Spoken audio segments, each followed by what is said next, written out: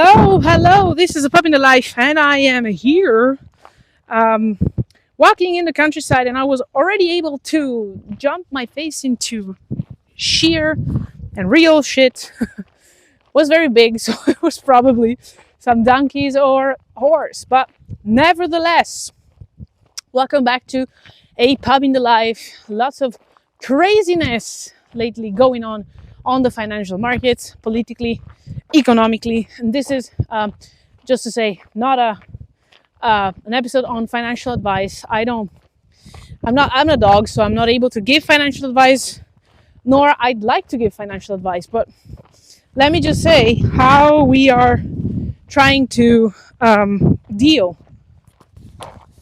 with the current situation, and how mom, is planning, but in general, how to probably, think about it in a different way that makes everything that you do currently useful and not actually unuseful, totally useless.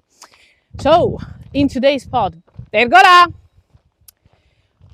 Basically, what happened is, for anyone who's listening, we are making this go live on 9th of April 2025.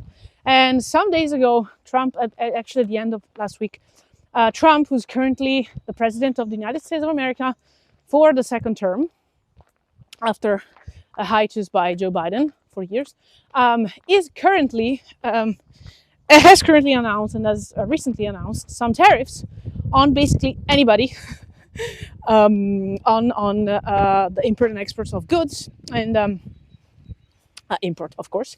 Vergola! Sorry, just roam around wherever I can, however I can.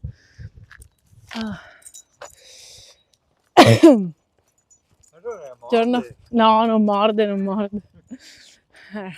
Ask me if I bite. No, I don't bite. But just put me on the leash because I like to run for cats. And then when I'm onto cats, I just sniff them. And that's it.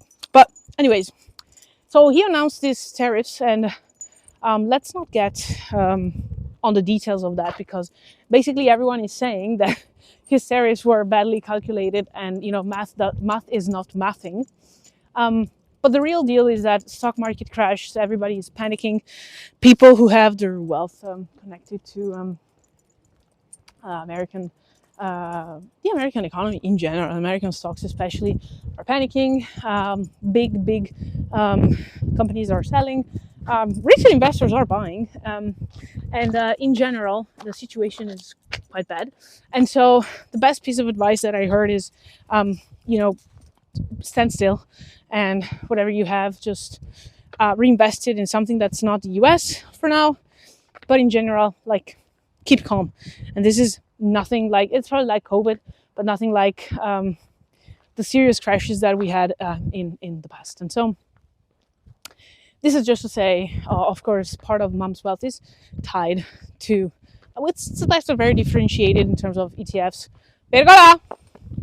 But, and some of them, of course, are in the US, or take part into the US in the world consideration of the index. And so, of course, that is a potential issue, that is a potential problem. But we're not panicking, You see the values going down, but we're not panicking. Actually, keep on our financial strategy. But the thing is that if you need to deal with this right now, the only thing that you probably can do to control what's going on is actually not having all your eggs in one basket, and that is one thing. But then the second thing is try and avoid emotional decisions, even if it's buying or selling, and just think about it later. Just give yourself that time. Now, of course, if you're out of cash and all your wealth is tied to some stocks in the Nasdaq or Dow Jones, of course, you need to do what you need to do. But for all other people, just take it with a grain of salt. And market corrections, market crashes, market boosts, like, it's nothing good. Except for the fact that these tariffs are quite weird, and we're not going to see what happens. But all in all, just don't make an emotional decision. There is only one thing that you can control, really, which is how you spend your money. It's also how you get your money, but this is for another episode. We talk about sales quite a lot. But how do you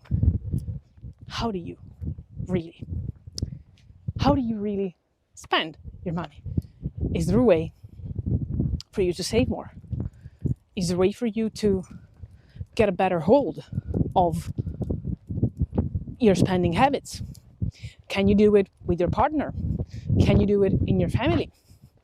Can you do something that makes your life better? Now, without ever thinking about it, mom has done it in the family. So taking like a piggy bank, and it's not in pig form, but actually it's supposed to be for travels. But whatever you have excess, for example, for mom's case is all the money that we are not spending, for example, for aperitivo, you're using it to reinvest it in something else. Now it can be investing, or it can be investing in your happiness, which might be, for example, travels.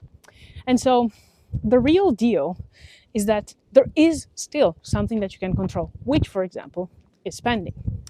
Now, this is not the only thing that we want to say today, which is the philosophical part of that, is this specific moment will tell us lots of things about the people that we have together with us, that surrounds us, that lives with us, that is part of our life. Now, why am I saying that? Because you're gonna see most people reacting to this, or maybe not reacting at all. Vergola, because maybe they don't care. Maybe they simply, don't know, or maybe they don't think this crash is related to them in any shape or form. Now, if you surround yourself with intelligent people, of course, they're going to ask themselves the question, and they might not be very economically savvy, or in general, not have that culture, that knowledge, that way of knowing how to understand these policies. But that's fine. They're going to be touched by those anyways, no matter their opinion on that. And so the key here to understand is that you're probably going to find yourself surrounded by people who react in different ways. Now, there's somebody who's like very emotional, just panicking and just selling everything that they have, just maybe getting cash out of the bank. Like, who knows? There are lots of options out there for that. And there might be somebody who's like more rational and says, just stop it. We will stay there. We will see what's going on, and we're going to wait. Now, you might also find someone that just goes by and says, okay, listen, is there anything I can do that's not emotional, that's not panicking, that's not, something in the middle? And that something in the middle might just be, for example, I don't know, buying, or don't touch the strategy, or whatever. And so the thing about it all is, besides the way you're actually seeing that, you're understanding the types of people that you have with you. And when we say that you really need to know people, not at their worst, but in the moments where shit hits the fan, it's like, okay, so now what? Now we've seen, so mom is just scratching this shit out of my head. It's disgusting. You're going to see how things are evolving, and you're going to see people reacting in a different way. Now, whom do you want to be with? Do you want to be with the people that are panicking, that are just avoiding, or that are actually taking, I would say, an informed approach on things? Whom do you want to be with? Whom do you consider the best bet for what you're trying to build? Whom do you think is the best person for you to deal with such types of things, with life, with adversity, with shit, to be honest, with shit. Who is it? Is it somebody that panics? Is it somebody that doesn't care? Is it somebody who has a longer term plan? Is it somebody who is rational? Think about it and let me know. Sending you kisses, hugs, and a bit of barks.